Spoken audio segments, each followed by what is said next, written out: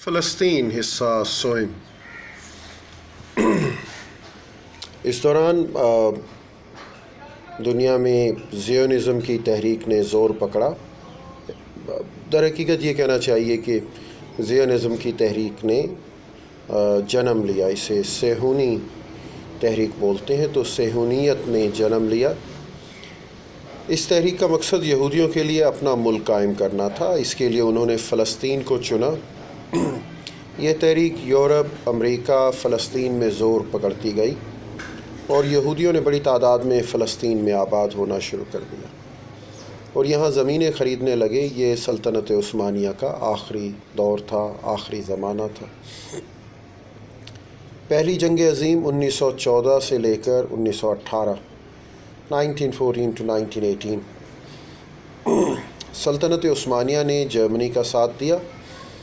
جب جرمنی ہار گیا تو برطانیہ نے سلطنت عثمانیہ کا شیرازہ بکھیر دیا اور مختلف علاقے مختلف یورپی طاقتوں کے قبضے میں آ گئے۔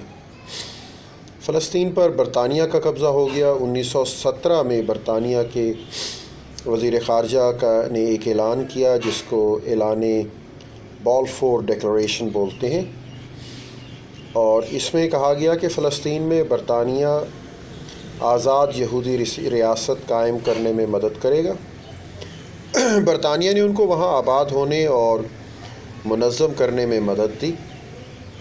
جب فلسطین کے عرب مسلمانوں میں یہودیوں کے خلاف شدید رد عمل پیدا ہونے لگا تو دونوں کے درمیان شدید جھڑپیں ہونے لگیں، تو برطانیہ نے فلسطین سے جانے کا فیصلہ کیا اور اقوام متحدہ سے اس علاقے کے مستقبل کے بارے میں فیصلہ کرنے کو کہا۔ اقوام متحدہ نے 1947 عیسوی میں فیصلہ دیا کہ فلسطین کو 2 ریاستوں میں تقسیم کر دیا جائے۔ مغربی علاقہ جہاں یہودیوں کی اکثریت آباد تھی، وہاں یہودی اسرائیل کی ریاست قائم کریں، اور مشرقی علاقہ میں فلسطینی عرب مسلمانوں کی ریاست قائم ہو جائے گی، جبکہ بیت المقدس اقوام متحدہ کے کنٹرول میں رہے گا۔ یہودیوں نے اس فارمولے کو قبول کر لیا، جبکہ فلسطینی مسلمانوں اور عرب ممالک نے اپنے درمیان ایک یہودی ریاست کے قیام کو یکسر مسترد کر دیا۔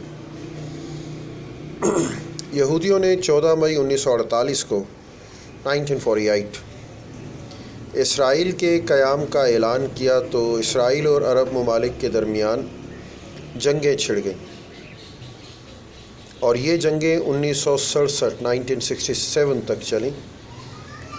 جنگ کی شروعات میں اسرائیل نے مغربی بیت المقدس پر قبضہ کر لیا، فلسطین کے کچھ اور علاقے بھی اپنے قبضے میں لے لیے۔ بقیہ فلسطین کے مختلف علاقوں پر مصر، شام، لبنان اور اردن کا قبضہ ہو گیا۔ بیت المقدس کا مشرقی علاقہ جس میں حرم شریف اور مسجد اقصیٰ سمیت مقدس مقامات ہیں، اردن کے قبضے میں تھا۔ یہ صورتحال 1967 تک قائم رہی۔ 1967 عیسوی کی عرب اسرائیل جنگ کے اختتام پر اسرائیل کا پورے فلسطین پر قبضہ ہو گیا۔ مقدس مقامات تاریخ میں پہلی مرتبہ یہودیوں کے قبضے میں آ گئے۔